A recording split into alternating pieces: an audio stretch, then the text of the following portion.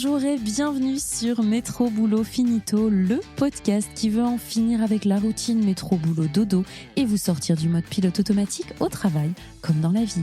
Dans ce podcast, on parlera efficacité, bien-être, management, santé mentale, mais aussi vision du travail de demain. Je m'appelle Marline et je vous aide à booster votre quotidien sans vous épuiser. J'espère que vous êtes en forme parce que c'est parti pour un nouvel épisode.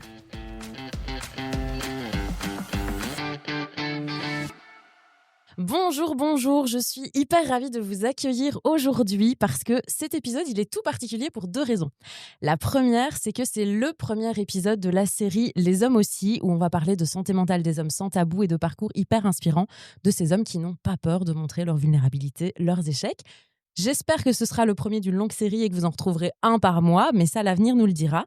Deuxième raison pour laquelle ce podcast est assez particulier, c'est que c'est la première fois que le podcast sort des frontières, puisque c'est la première fois que je suis en France pour enregistrer un épisode.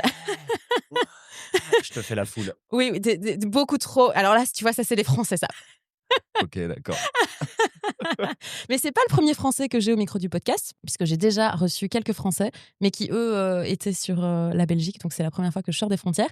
D'ailleurs, petite dédicace à eux. Je les remercie encore d'être passés au micro du podcast. Donc, on a eu Corinne Truffier et Mélodie Ardouin qui nous ont parlé de neurodiversité. Et on a eu Amel Chabi et Théo Fernandez qui nous ont parlé de leur parcours et de leur métier d'acteur, d'humoriste et de comédienne.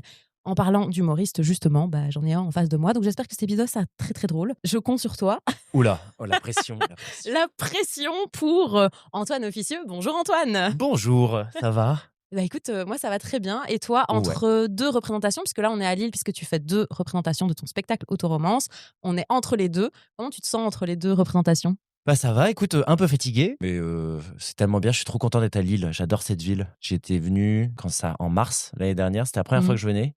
Du coup, je jouais 2 dates aussi au Spotlight à Lille, que je conseille à tout le monde. Et j'adore cette ville, j'adore, parce que déjà, on y mange bien, les gens sont gentils. Oui, j'ai cru comprendre qu'Antoine aimait bien la nourriture et il en parle beaucoup dans son spectacle, donc n'hésitez pas à aller le voir, ça va parler de bouffe aussi.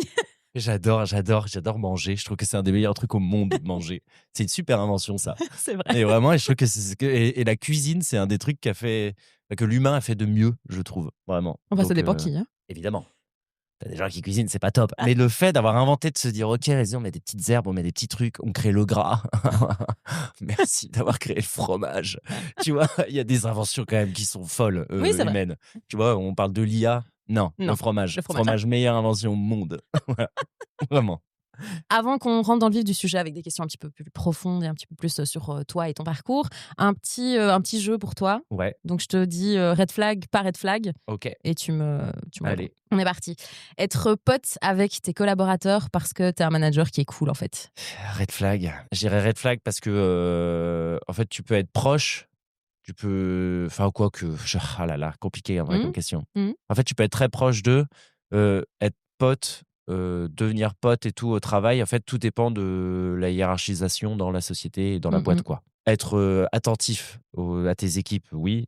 Devenir pote, tu vois. En gros, faire ami pour pouvoir mieux manager, ça, c'est red flag pour moi. Okay. Par contre, tu peux devenir ami parce que la vie fait parfois que tu t'entends bien. ami et tu t'entends bien. Donc Ouais. ça, en vrai, t'empêche pas d'être ami avec des gens.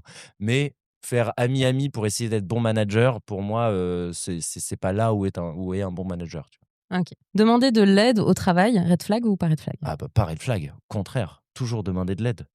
Justement. Et puis, une bonne entreprise, c'est une entreprise où tu sens que tu peux demander de l'aide, pour moi. Être ambitieux, red flag ou pas red flag ?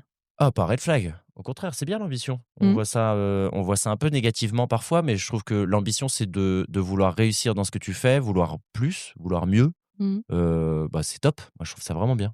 Être ambitieux, c'est oui. Après, attention, pas ambitieux en écrasant les autres. Ça, c'est 2 choses différentes. Ouais. Être un homme et aller chez le psy. Ça, c'est green flag. Enfin, c'est pas red flag. Pas du tout. Au contraire, je trouve que les mecs devraient aller plus souvent chez le psy.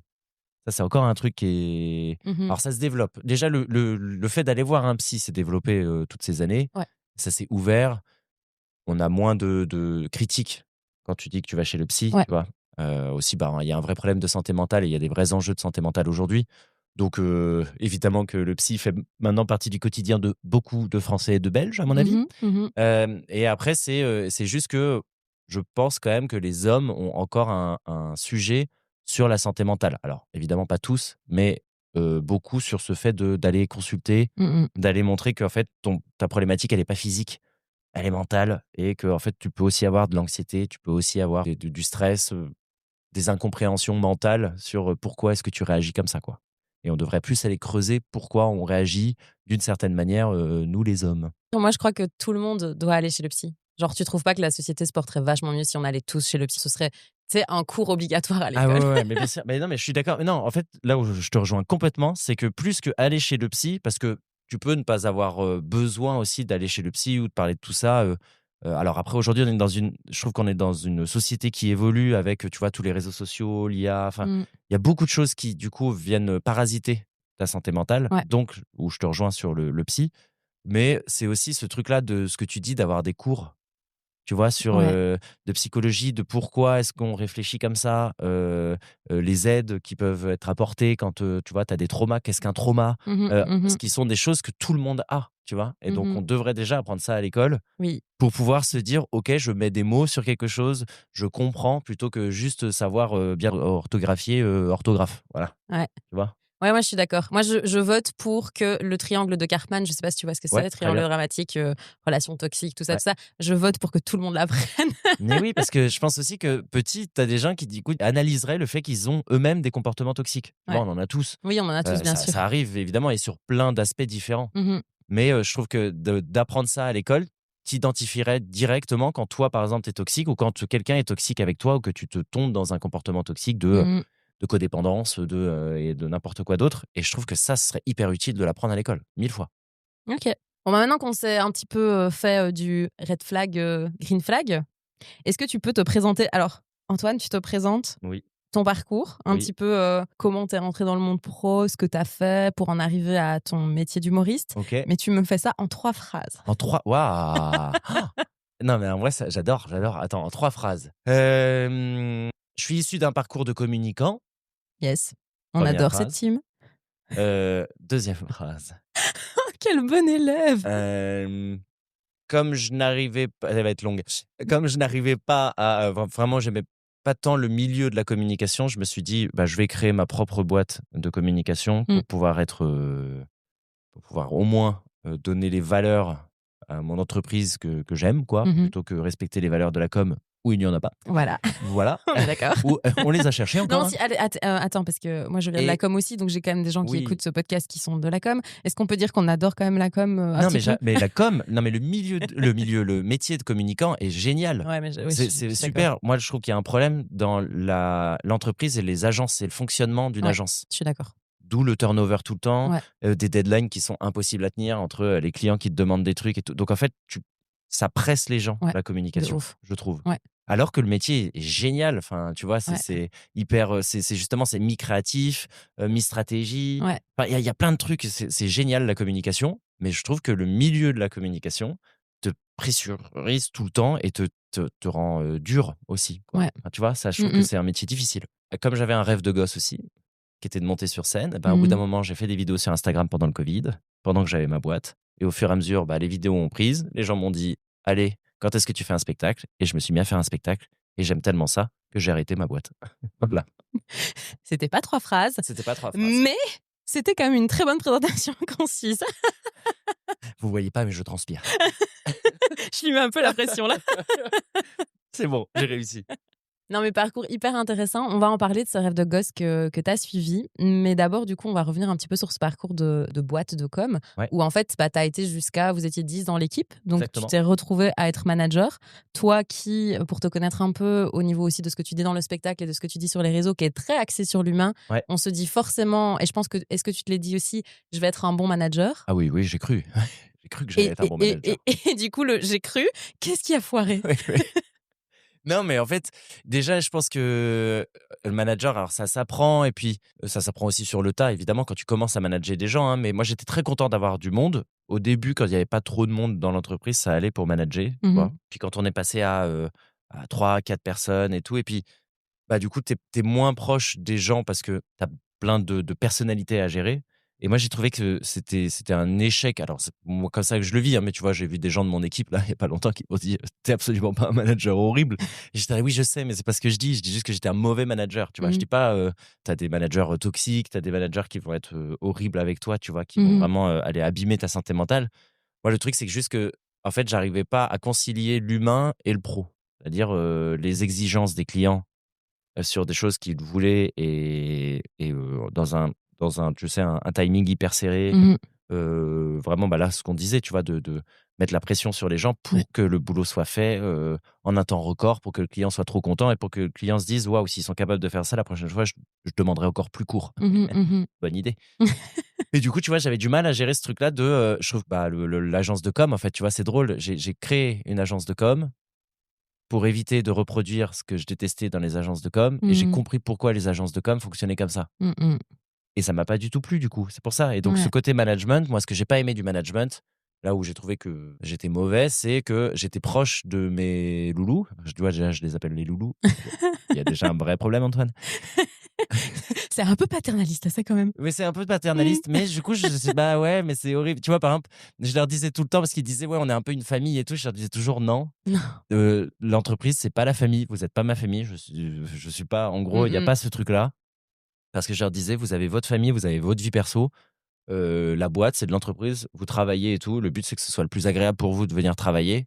Mais ce sera jamais votre famille. Les entreprises qui disent, on est une grande famille, machin, arrête. Si tu les payais pas, tu crois vraiment qu'ils resteraient dans ta famille? Non. Bon, bah alors, faut arrêter, tu vois. Les gens, ils se casseraient comme n'importe qui, alors que ta famille, ils te payent pas, et ils sont chiants, et pourtant tu restes. Donc, non, ce n'est pas une famille. Tu vois? Non. Et voilà. Mais donc, et puis, donc, on parlait aussi de faire ami-ami, tu vois, avec tes équipes. Moi, j'aimais bien aussi savoir comment ils allaient. Tu vois, on parlait beaucoup de leur vie perso, on allait boire des coups et tout. Mais du coup, j'avais du mal après à oublier ce que j'avais entendu sur leur vie perso, tu sais, en pensant qu'au travail. Enfin, j'étais là, bah non, en fait, je sais qu'il y en a un qui en ce moment traverse une période dure. Bah, moi, mon premier réflexe, c'était de me dire, bah prends ta journée ou fais tes trucs et tout. Mais en fait, c'est pas possible parce que derrière, tu as des clients. Donc, en fait, d'un coup, tu vas dire, bah si, prends tes 2 jours. Et puis, en fait, la personne, elle revient. Bah, du coup, on est dans le jus parce que la personne, elle a pris ses 2 jours. Donc, du coup, je vais la represser de refaire le boulot alors que c'est hyper mauvais. Enfin, tu vois ce que je veux dire? Et du coup, j'ai trouvé que c'était chiant. Enfin, vraiment, moi, j'ai trouvé ça chiant d'être manager. Parce que c'était ça demande une capacité, en fait, de gestion de l'humain, mais par rapport à des objectifs financiers. Ouais, c'est ça qui est Et dur. c'est un peu antinomique, tu vois? Je trouve que progresser financièrement va aussi avec, alors on parle toujours du bien-être en entreprise et tout, mais plus c'est des boîtes, tu vois, qui veulent faire de la progression énorme, plus généralement, ça va un peu frapper sur les salariés, quoi. Ouais. Tu vois? Et donc, c'est ça que je trouve un peu compliqué. Et donc, j'ai pas été un très bon manager dans ce sens-là. Et du coup, j'ai pas aimé aussi l'expérience d'être manager. Ouais. À la fin, j'étais là, en fait, j'avais l'impression, moi, de me perdre dans mon humain. Tu vois? Parce qu'avec les clients, alors j'essayais d'être le plus vrai possible avec les clients, mais bon, tu vois, c'était client. Puis moi, je disais toujours le client est roi, parce que j'ai appris que le client était roi. Pour moi, le client, il pouvait m'appeler à n'importe quelle heure, il y avait pas de problème. Enfin, tu vois, moi, je mettais pas de limite avec mes clients non plus. Ouais. Donc, C'est pas tenable sur le long terme. j'essayais de mettre des limites pour mes employés. Tu vois, j'aime pas. Je préfère les loulous qu'employés, pardon, hein. Je comprends pas pourquoi on change pas Ouais, c'est vrai, c'est vrai. Pourquoi est-ce que employé? Non, mais employé, c'est moche, c'est horrible. Nous, on dit beaucoup. Alors, en Belgique, du coup, on dit beaucoup collaborateur. Moi, je dis beaucoup collaborateur plutôt qu'employé. Ouais, parce que du coup, ouais, ça change déjà un petit peu la relation. Ouais. Et alors, mais ça, c'est un truc un peu controversé chez nous. Et moi, j'aime pas l'utiliser. Il y en a beaucoup dans le domaine RH qui disent des talents. Mais moi, j'aime pas. Parce que ça. J'ai l'impression que ça chosifie un peu la personne, tu vois. Oui, t'es un talent et en fait, on t'utilise pour un truc que t'as. Ouais. Donc, comme le terme ressources humaines, où j'ai déjà eu le débat avec plein d'RH, pour moi, le mot ressources dans ressources humaines est un peu problématique. Donc oui, complètement. Mais nous, c'est vrai qu'on a pris ce pli de plus trop dire employé. Ouais, parce que c'est moche, employé. Ouais, c'est moche. Allez, loulou. Je persévère. Hein. Tu vois, le collaborateur. Non, ce sera loulou, ce sera pas collaborateur. Mais je les aime trop. Ils étaient vraiment super en plus. En plus, c'est des humains super. Tu vois ce que je veux dire? C'est-à-dire que Même quand il y en a qui bossaient moins bien, ils m'ont fait des dingueries aussi, vraiment. Il y en a vraiment, ils m'ont fait des trucs pas possibles. Vraiment. Mais bon, je les aimais quand même. Tu vois, j'avais ce truc-là un peu du coup, tu as raison, un peu paternaliste peut-être, mais de me dire, bah, c'est cool grâce à eux. Enfin, tu vois, c'est un Mmh. tout, on est ensemble. Et puis derrière, il y a les clients qui demandent des trucs. Et puis eux, parfois, ils bossaient tu vois, sur des trucs de vidéo où on avait des deadlines Mmh hyper mh. serrés et autres, où ça prenait plus de temps que prévu. Enfin, ils rechignaient jamais à dire, OK, je bosse ce Bah, je fais, samedi quoi. et tu me mets des heures sup et vas-y, go, moi, je veux Mmh. le finir, ce truc-là, tu vois. C'est vraiment trop mignon. Mais le problème, c'est qu'au bout d'un moment, je me voyais me transformer en me disant: «Ah bah tiens, bah, c'est super, ils ont bossé le samedi, je leur paye leurs heures sup». Donc en fait, ça veut dire que, bah, je leur bouffe du temps de vie Mmh. perso. Mmh. Ah non, non, enfin, en fait, j'avais pas l'impression d'être moi. En Ouais. fait, dans tout au début, oui, puis toute l'entreprise, entre les clients où tu parais, tu es dans le paraître, Ouais, à fond. entre tes équipes où justement, faut aussi paraître, Mmh. stable, pas paniquer trop les gens, Mmh. arriver à manager, donc enlever un peu de ton humanité pour pas trop penser à eux, leur bien-être, parce que tu veux faire, du chiffre d'affaires sur tel truc Ouais. et tout. Non, en fait, du coup, j'étais là: «Ouais, je me perds, j'aime pas du tout la personne que je deviens», tu vois? Et que je suis obligé Mmh. de devenir et du coup, ça me rendait malheureux, mais vraiment malheureux, quoi. Mmh. J'ai j'ai j'ai pas de bons souvenirs, enfin, j'en ai évidemment avec la boîte, mais de moins en moins, sur, Ouais, ce truc-là, quoi. Ouais, sur ce que tu as vécu, quoi. ouais, Du coup, tu as suivi ton rêve puisque aujourd'hui tu es humoriste, on peut le oui, dire tout à et fait. très bon humoriste, j'invite, nos auditeurs à aller, voir, ton spectacle de romance, voilà. Que tu as vu hier. Est-ce que je l'ai vraiment regardé? Tu ne sais pas, hein? Si ça saute, tu pas venu, j'avoue, parce que tu étais pas là à la fin. Vous savez ce qu'elle m'a répondu? Elle m'a dit: «Waouh, quelle claque ton spectacle!» Ouais, bah, là, je viens de m'en prendre une aussi. Voilà, elle n'est jamais venue au spectacle et elle le vend. OK, ça marche. Eh ben, ça va, tu sais quoi? Je vais te mettre des punchlines de ton spectacle tout au Oui, en long fait, de c'est vrai, oui, tu as l'épisode. fait si, tu as fait une ref tout à l'heure. Du coup, toi, tu as une boîte et puis tu switches vers le côté humour parce que j'ai envie de suivre mon rêve de gosse. Tu fais des vidéos sur les réseaux pendant le Covid, ça commence à prendre un petit peu. Tu te dis, OK, j'y vais ou pas parce qu'en fait, ben, en rêve, on a toujours parfois du mal à se dire, je passe à Ouais. l'action. Donc, ça a été quoi le vraiment passage à l'action? Est-ce que ça a été juste ce succès sur les réseaux ou est-ce qu'il y a eu d'autres éléments déclencheurs? Bah, il y a eu d'autres éléments, il y en a eu un surtout, c'est que justement comme, ça allait enfin voilà, la com, je commençais à en avoir, un peu ras-le-bol comme vous l'avez compris, je pense Ah, tous. pas du tout. Voilà et j'avais donc cette idée de faire le spectacle et c'est vrai que, bah, comme tu dis, tu tardes souvent parfois à réaliser tes rêves ou tu sais, tu te dis: «Allez, je vais le faire», mais tu traînes parce que, bah, tu as Mmh. peur de pas être légitime, tu as peur de pas réussir. En fait, tu vois, c'est plus facile de rêver que de réaliser ses rêves. Ça, il y Mmh a pas mh. de débat, là-dessus. Mais donc je me suis dit: «Bon, on sait pas trop» et mon meilleur ami me disait souvent, «Arrête, arrête la com, tu vois bien que tu es malheureux, tu vois bien que tu es Mmh. mal, lance-toi, fais ton spectacle», tout ça et il est décédé d'un cancer, quelques mois plus tard et en fait, bon, ça a duré longtemps, hein, il a été malade 3 ans Mmh. et en fait, quand il est mort, moi, j'ai vraiment ressenti un truc de me dire: «En fait, il est mort à 32 ans, donc aujourd'hui, je suis plus vieux que lui», tu vois? Alors qu'il était Mmh. plus vieux que moi. C'est toujours bizarre ça. Ouais. Et en fait, je me suis dit: «Mais qu'est-ce que tu fous, en fait, à être mal dans un truc? Mmh. Bouge les lignes, va chercher, en fait, des choses qui te rendent, bien et qui te rendent heureux» parce que vraiment, tout peut partir très vite, tu vois? Mmh. Tu peux d'un coup, ta vie, elle peut basculer avec, juste une vieille nouvelle, Moi, mon meilleur pote, il avait mal au dos, il allait faire un IRM, on lui a dit, Ah waouh! «Vous avez une tumeur de 20 centimètres dans le bide». Je me suis dit: «Ah tiens» et encore, on lui Ouais. donnait, peu de mois à vivre et il a quand même réussi à vivre, 3 ans, Mmh. mais 3 ans difficiles et Ouais. sa vie a basculé, sa vie s'est arrêtée le jour où il est tombé Mmh. malade et donc je me suis dit: «Bah, moi, ma vie, elle continue. Ouais. Moi, ma vie, elle est là. On sait jamais, combien de temps on est sur, cette terre et donc bah, faut y aller, faut profiter. En fait, chaque moment de vie, la société est assez bien faite pour déjà te défoncer ta vie, bah, le fais pas toi, en fait, tu vois? Toi, au moins, essaye de te rendre heureux et va Ouais. réaliser tes rêves et du coup, je me suis mis à écrire le spectacle, 1 mois après qu'il soit parti, j'ai écrit, ma première ligne. OK. Voilà et donc je suis parti en résidence, j'ai écrit et tout et évidemment, en fait, le spectacle raconte ça aussi. Ouais. C'est pour ça que j'aime bien dire aux gens que c'est une comédie dramatique, le spectacle. Parce qu'évidemment, il y a de l'humour, mais il y a pas que ça non plus, tu vois? Mmh Et c'est mh. pas ce que j'avais envie de faire du tout, de faire, juste du stand-up avec, une blague toutes les 10 secondes, avec un truc, voilà, j'avais envie de raconter des choses, j'avais envie que ce soit une espèce de safe place et de dire aux gens justement ça de, aimez-vous parce que, enfin, en gros, bah, le monde se chargera déjà de te détester. Mmh. Donc, aimons-nous ou au moins on essaye de le faire, tu vois? On essaye de bosser pour ça parce que s'aimer, c'est un peu l'histoire d'une vie, hein. Mais et de se dire, du coup, je perds pas de temps, j'y vais. Et donc, pour moi, ça a été, j'écris un spectacle et je réalise mon rêve de gosse. Je tiens à souligner quel spectacle, parce qu'effectivement, comme tu le dis, il y a beaucoup de moments qui sont très, très inspirants aussi, et peut-être d'éléments déclencheurs. En tout cas, tu vois, ça peut produire des déclics chez certaines personnes aussi sur, effectivement, comme tu le dis, l'amour de soi, etc. Donc, moi, je trouve que tu allies très, très bien, effectivement, l'humour avec ces phrases à impact. Et donc, je le recommande, hein, évidemment, le Merci. spectacle. Je tiens à dire je tiens à dire qu'Antoine ne m'a pas payé, hein, pour. Oui, je suis actuellement en train d'ouvrir mon portefeuille et de prendre 50 balles, parce que vraiment, c'est 50 balles le compliment. Donc, ça fait quand même cher, moi, je trouve. Mais bon, hein, inflation. Mais voilà.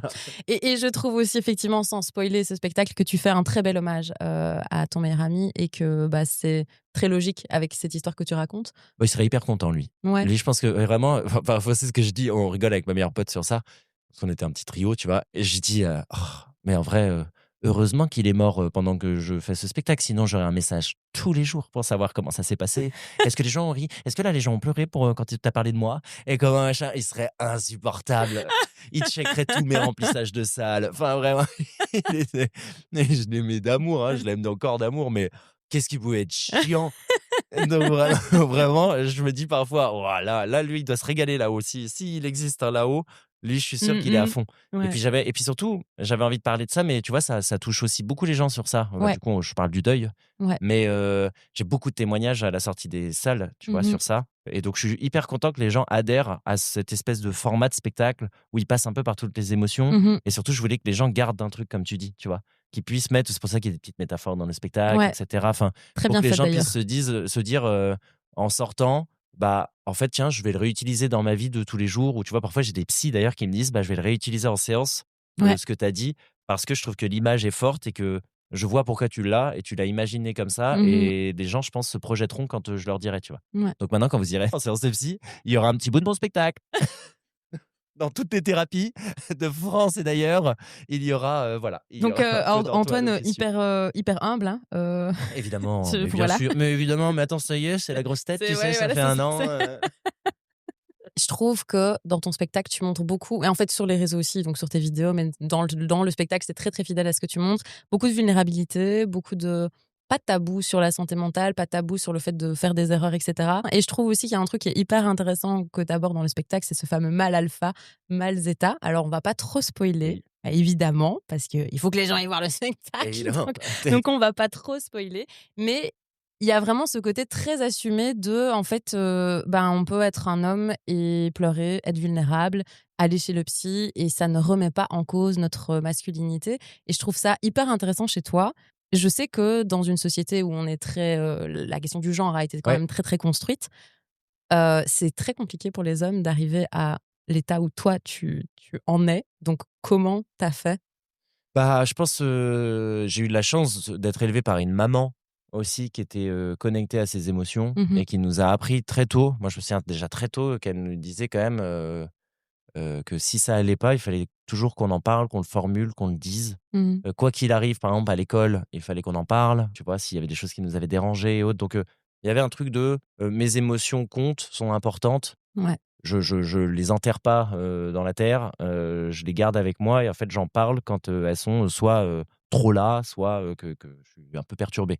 Donc déjà éducation forcément, qui ça m'a beaucoup aidé, et en fait des gens aussi, des rencontres, c'est plus les femmes de ma vie moi qui m'ont changé que les hommes beaucoup. Et vraiment à me dire on sert à quelque chose en fait. Vous servez déjà, même sans nous, vous servez à quelque chose.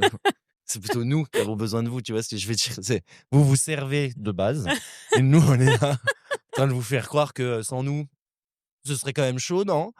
Pas du tout. Alors que pas du tout.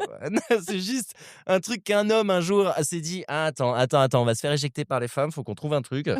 On va leur dire que c'est le sexe faible. Voilà, allez, on va construire». C'était un super communicant, le gars. En fait, le premier homme, c'était un gros connard, mais un super communicant. Donc, du coup, il s'est dit: «OK, j'ai la vision». C'est vraiment ça, en fait. Hein. Donc, oui, communicant, on est bien, mais bon, quand même, hein, on vous a pas aidé, les femmes. Hein. Non, mais tu vois, c'est ce truc-là aussi de comprendre que tu vois, par exemple, ma mère, elle avait aussi des amants, elle avait des hommes dans sa vie. Donc, tu vois aussi les rapports d'une femme, d'un homme, tout ça. j'ai eu très tôt de me dire, bah, elle a raison, elle profite. Enfin, tu vois, il y avait pas de. En fait, j'ai pas eu de déconstruction énorme à faire OK. pour pouvoir me sentir homme sur tout ça. Par contre, j'avais des trucs quand même dans le cerveau de justement sur la santé mentale, vraiment sur ce sujet-là, de cacher mes sentiments ou de, tu vois, je comprenais pas. Il y avait des trucs que je ne comprenais pas de pourquoi je réagissais comme ça dans la vie. Tu vois. Mmh. Genre à parfois à me plonger, à vouloir sauver des gens et machin, mais à la fois être un peu toxique parce que en retour, bah, j'avais moins que moi ce que je donnais et Mmh. je comprenais pas pourquoi, je comprenais pas toutes ces flots d'émotions, que je savais pas d'où ça venait tout ça et donc c'est pour ça que je suis allé voir le psy et c'est pour ça que j'ai découvert que j'étais hyper empathique, tu vois? Mmh. Enfin, c'est pour ça, c'est comme ça plutôt que j'ai découvert que j'étais hyper empathique et ça m'a permis en fait de me dire: «Ah putain, mais du coup je comprends», tu vois? Parce qu'on m'explique un mécanisme, on m'explique un mécanisme de Ouais. cerveau, on me dit en fait, bah, l'hyper-empathie ça crée ça, ça, ça, du coup je me retrouve dans le diagnostic qu'on me donne et je suis là, bah, en fait, ça m'a aidé de comprendre pourquoi je réagis comme ça m'a aidé à mettre des barrières, à pouvoir Mmh. justement, tu vois, me dire: «Attends, les émotions que je ressens, c'est pas les miennes», par exemple, tu vois? Mais il y Mmh. avait des trucs horribles. Je pouvais être en soirée, mes potes, ils passaient, jamais de temps avec moi parce que j'avais repéré la seule personne qui allait mal dans la soirée et que du coup, j'allais m'asseoir avec la personne et je pouvais parler Ouais. pendant des heures, mais des heures, passer toute ma soirée avec la personne en lui disant: «Mais qu'est-ce qui va pas? Je sens qu'il y a quelque chose qui va pas» et j'allais chercher la personne. C'est la personne, elle avait pas envie de le raconter. Ouais. J'allais et du coup, je faisais des trucs horribles à me poser, à regarder la personne droit dans les yeux en disant: toi, ça va pas. Non, il y a un truc qui va pas, il y a un machin qui va pas» et du coup, la personne elle était là au bout d'un moment: «Bon, oui, ça va pas». J'étais là: «Mais pourquoi? Hein, qu'est-ce que» Mmh. enfer, enfer du type parce qu'en fait, tu es hyper toxique pour toi, Ouais, mais tu es hyper toxique pour les pour autres les aussi. autres. Mmh. Un sauveur, Ah c'est ouais! jamais demandé, en fait. Non. Après, c'est le plus moi, je dis toujours, car j'ai eu un peu Ouais. aussi ce syndrome de la sauveuse. Dans le triangle dramatique, tu as la victime, tu as le bourreau, tu as le sauveur et en fait, en vrai, au début, tu es toujours un peu en mode: «C'est stylé d'être un sauveur parce que je le Ouais, fais mais pour les autres, ouais, machin». tu le fais pour Alors que toi. non, tu le fais pour toi. Tu le fais Exactement. pour toi, pour C'est le gérer tes problème du petits traumas. sauveur, c'est Ouais, que tu le fais principalement pour toi, ouais. pour te sentir bien, pour te sentir légitime. Et puis, tu vois, moi, il y avait plein d'autres choses, tu vois, j'avais hyper peur de gêner aussi dans la vie, d'être Mmh. un tu sais, people pleaser, tu Ouais. vois? C'est en gros, d'essayer toujours de faire plaisir et surtout que les gens t'aiment. Moi, c'était Ouais, hyper c'est tu vrai. vois? Et là, maintenant, j'essaye de déconstruire ça, tu vois? Par exemple, là, c'est mon combat maintenant, là, à me dire, en gros, parce que les gens viennent au spectacle et du coup, tu vois, là, il y aura peut-être 8 000 ou 10 000 personnes qui sont venues voir le spectacle en 2025. Ouais. Des 10 000 personnes, c'est impossible que tout le monde t'aime bien, tu vois? Oui. Donc, j'apprends aussi tu vois, me dire: «OK, je me canalise sur ça». Donc, il y a encore, tu vois, pour moi, la santé mentale et chez les hommes aussi, en fait, Mmh. aujourd'hui, je dis pas, je sors pas le drapeau en me disant: «Regardez, je suis hyper déconstruit, je suis allé voir un psy, c'est super, machin». Non, en fait, j'ai encore vachement Ouais. de choses. En fait, il va se passer toujours des choses dans ma vie. Mmh. Donc, moi, je me dis juste que la santé mentale et se dire: «OK, j'ai une santé mentale, elle existe, cette santé mentale, comme j'ai une santé physique». Ouais, Donc, parfois, elle va bien, parfois, elle va moins bien. ouais. Bah, en fait, toute ma vie, comme toute ta vie, parfois, bah, tu vas aller chez le médecin. Bah, toute ma vie, parfois, je vais être face à des choses que je vais pas comprendre. Mmh mh. Je vais être malade mentalement. Alors, quand je dis ça, en fait, c'est pas un gros mot, hein, malade mentalement. C'est juste, Mmh. bah, parfois, tu as un petit rhume du cerveau, tu vois. Mmh. T'es un peu Mmh. embué, C'est joli cette tu un métaphore. petit, t'es un peu le nez bougé. Et voilà. Et donc, en fait, parce que tu comprends pas et tu es face à plein d'émotions.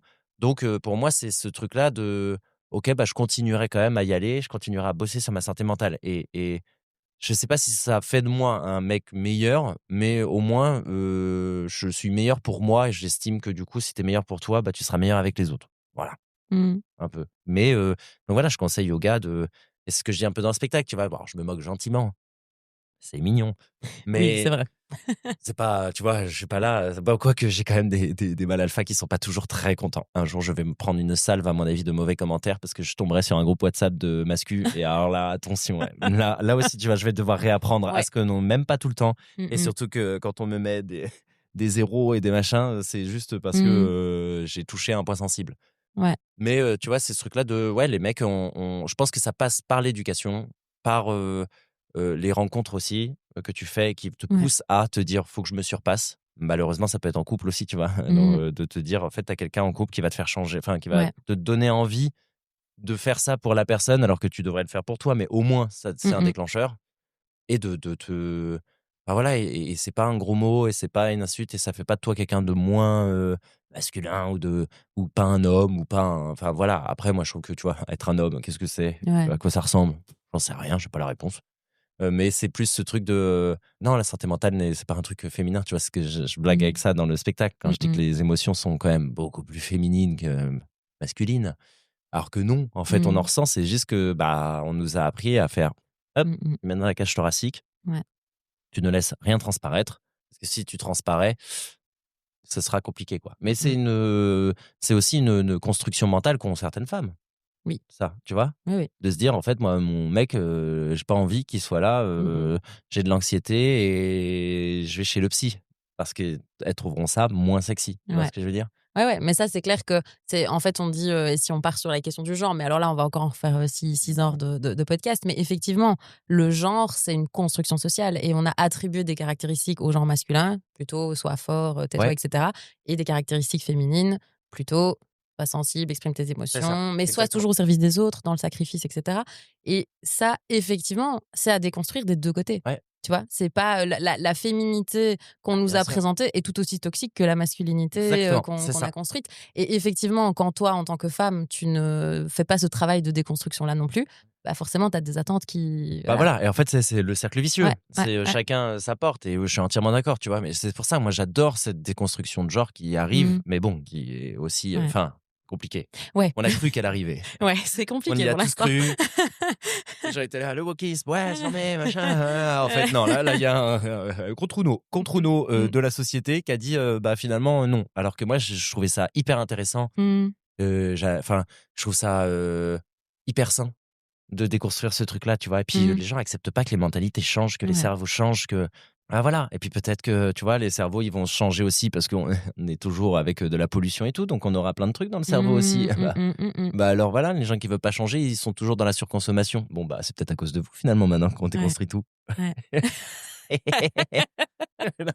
Et c'est super, du coup, alors. On fait exactement ce que vous vouliez. Non, mais vraiment, tu vois, moi, je sais pas. Après, je vis dans un monde, et je pense qu'on est beaucoup maintenant, que moi, je reconnais pas comme mon monde, tu vois. Ouais.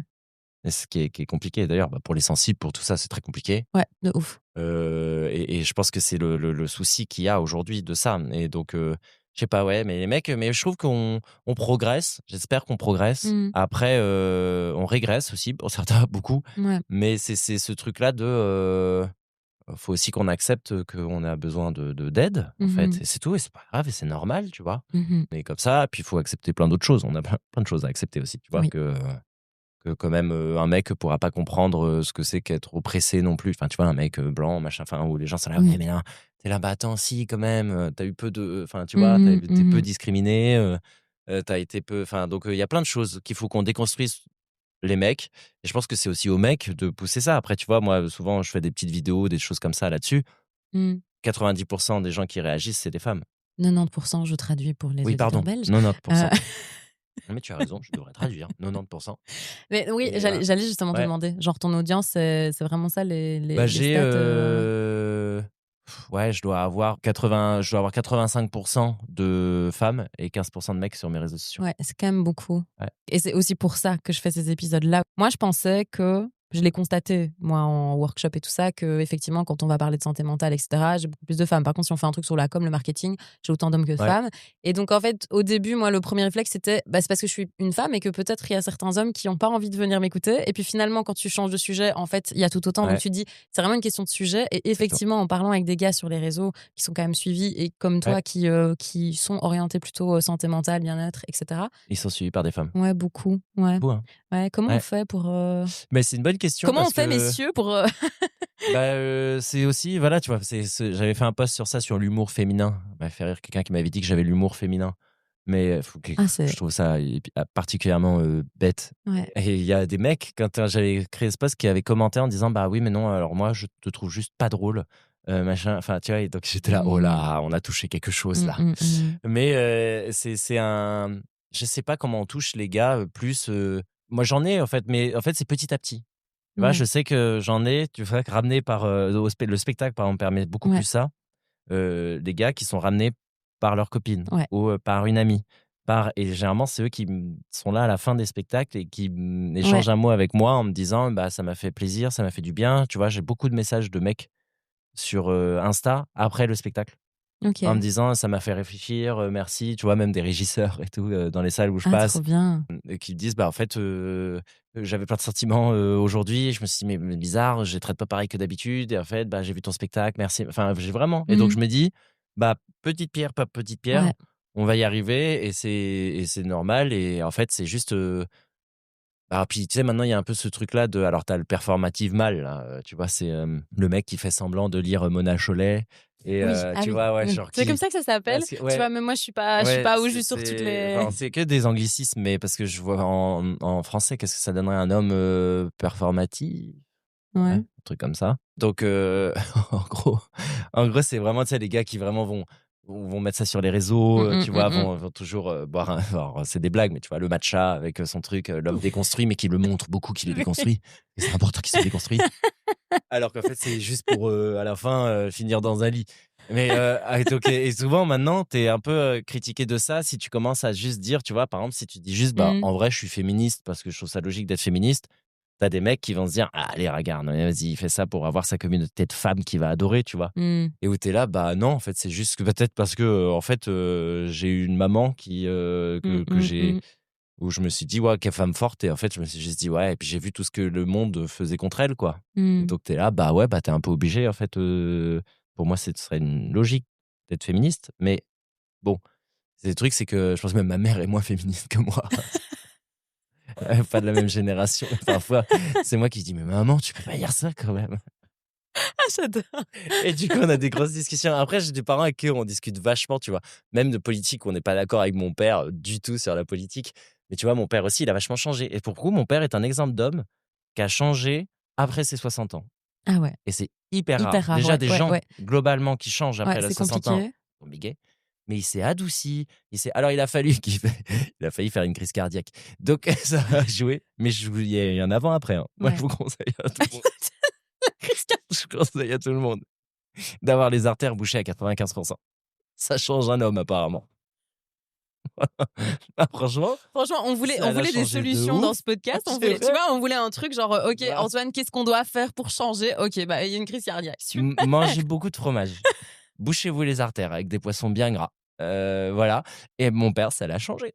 Vraiment. Il a failli. Je pense qu'il s'est dit, Mais oui. waouh, je peux plus être fermé. Parce que mon père, sur les sentiments, bah, par exemple, après, issu de familles aussi où les sentiments n'existaient pas, tu vois. Et puis, de son côté, une partie famille juive qui a fui, tu vois, enfin, avec arrière-grand-mère qui s'est fait déporter, machin. Donc, un secret de famille, d'être juif, de machin, de trucs. Enfin, beaucoup de non-dits, beaucoup de trucs, de familles aussi très violentes et tout aussi. Mon grand-père était quand même particulièrement violent.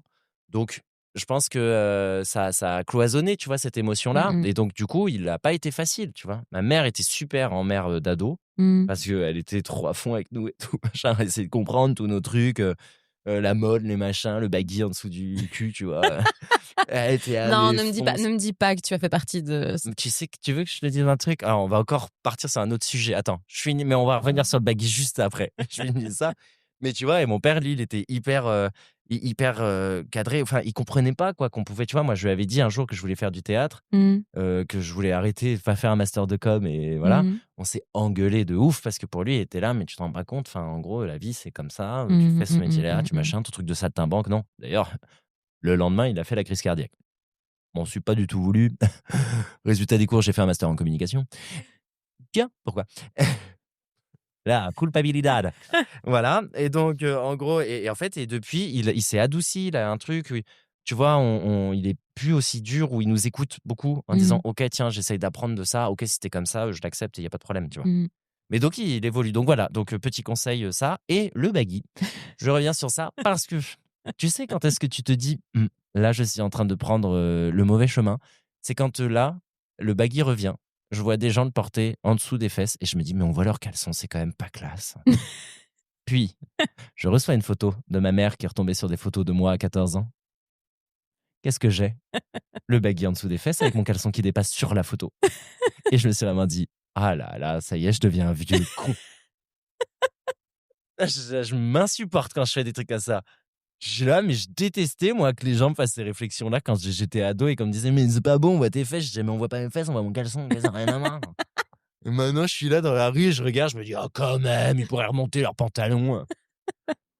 C'est horrible. Ouais, c'est ça. Ce cercle, quoi. Tu crois que tous les jeunes de maintenant sont les vieux cons de demain, toi? Ouais, je pense. Ah ouais, la vache, merde, j'essaierai de pas être un vieux con. Ouais, moi aussi. Je me dis, je travaille à ça, tu vois. Et je pense, quand t'es un peu moins exigeant avec toi-même et Ouais. que tu te juges un peu moins toi-même, tu juges beaucoup moins les autres. Oui, complètement. Et donc, je crois que juger beaucoup moins les autres et te rendre compte, en fait, de ce qui est important dans la vie ou pas, Ouais. je pense ça aide à être plus tolérant et à être plus ouvert avec tout ce qui se passe. Ah ouais, t'as raison. Et du coup, moi, j'essaye d'aller sur ce chemin-là pour pas devenir une vieille conne. Mais je pense qu'à un moment donné, forcément, tu le deviens. Parce que tu vieillis, parce que la technologie, honnêtement, l'IA déjà maintenant, je trouve que ça nous dépasse parfois. Ouais, merci. On va pas se mentir, ça nous dépasse parfois, alors que on est quand même encore jeune, tu vois. Mais oui, il y a des gens qui font des trucs, je comprends rien. Voilà. Et donc, imagine, tu vois, on a 30 ans, on est déjà dépassé. Ouais. Ceux qui ont 15 ans aujourd'hui, c'est leur quotidien. Forcément, ils vont être beaucoup plus compétents que nous sur plein de domaines. Et à un moment donné, on sera perdu. Et à un moment donné, on se posera des questions existentielles en se disant, mais pourquoi ils font ça? On comprend pas. Mais... Ouais. Donc, voilà. On dira, oui, mais nous, à notre époque, l'humain était quand même plus important et machin. En fait, il faut juste se dire, faut vivre avec le temps de la jeunesse plus que le temps de. Tu vois, en gros, c'est eux qui comptent.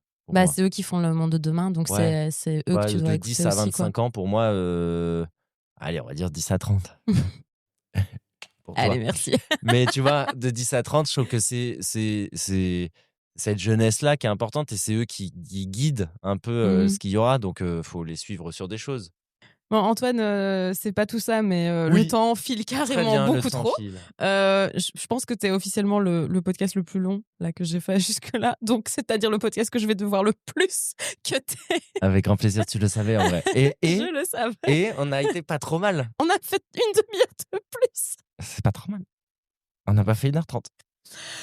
Donc, c'est pas grave. On a été un peu plus long, mais je pense que c'était hyper intéressant. En tout cas, j'espère que les auditeurs auront apprécié. Avant de te laisser filer à tes occupations, dernière petite question, parce que c'est celle que je pose à tous les invités qui passent au micro du podcast. Dans ce monde qui change, justement, et avec tous ces enjeux qui sont parfois très, très anxiogènes, aujourd'hui, on va pas se mentir. Pour toi, le travail de demain, il devrait ressembler à quoi pour qu'il soit à la fois plus durable pour notre environnement et pour nous en tant qu'humains aussi?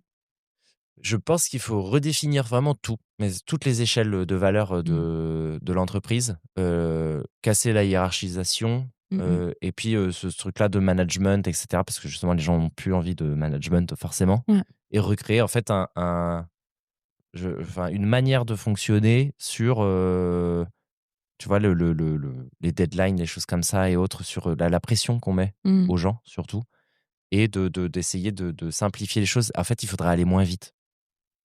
Pour moi, mais bon, du coup, tu vois, ça va avec exactement ce qu'on disait juste il y a 2 minutes. Pour moi, du coup, là, maintenant, ça va trop vite, mais en fait, on use les gens. Ouais. Et on est allé toujours plus vite. Et c'est ma mère, d'ailleurs, qui me faisait cette réflexion de me dire, en fait, des trucs que nous, on faisait en 3 jours, avant, quand on bossait, nous, et qu'on n'avait justement pas Internet, pas tout ça, maintenant, on vous le demande en 1 heure. Parce qu'il faut que, tiens, t'envoies ça, machin, et t'appelles à l'international, les machins, trucs, etc. et autres. Donc, elle me dit, en fait, tout va beaucoup plus vite. Seulement, du coup, vous êtes toujours obligé de faire encore plus de choses pour être dans le top, tu vois. Et à la fin, je pense que l'humain reste de l'humain pour le moment, tant qu'il n'est pas augmenté par de la technologie. Ça arrivera aussi sûrement ça, mais pour l'instant, on reste une petite enveloppe de chair. Ouais. Donc, il faut le respecter, tu vois. Respecter ce truc-là. Et donc, accepter aussi un ralentissement des choses. On allait très, très vite, trop vite. Il faudrait qu'on accepte de ralentir, tu vois. C'est pas grave si ton colis n'arrive pas en 24 heures. On le faisait très bien avant, tu vois ce que je veux dire. C'est le progrès après, c'est le problème du progrès. Le progrès parfois va contre l'humain. Et je trouve qu'on devrait penser à un progrès pour l'humain et pas seulement du progrès pour du progrès. Voilà. J'aime beaucoup cette phrase et je pense qu'on va terminer cet épisode sur ça. Voilà, t'as vu, je t'ai fait une phrase de fin. Ouais, tu m'as fait une phrase de fin, c'est incroyable. Trop bien. Antoine, merci beaucoup d'avoir été là. Moi, je mettrai en description de cet épisode, je mettrai les liens vers ton spectacle, vers tes contacts, tes réseaux, tout ça, pour que nos auditeurs puissent te retrouver. C'était un moment hyper chouette avec toi. J'espère que ça aura inspiré nos auditeurs et merci beaucoup d'avoir pris ce petit moment avec moi. Mais merci à toi pour l'invitation. Et pour vous, chers auditeurs, j'espère que vous avez aimé cet épisode. N'hésitez pas à le partager, à commenter et nous, on se retrouve la semaine prochaine pour un nouvel épisode.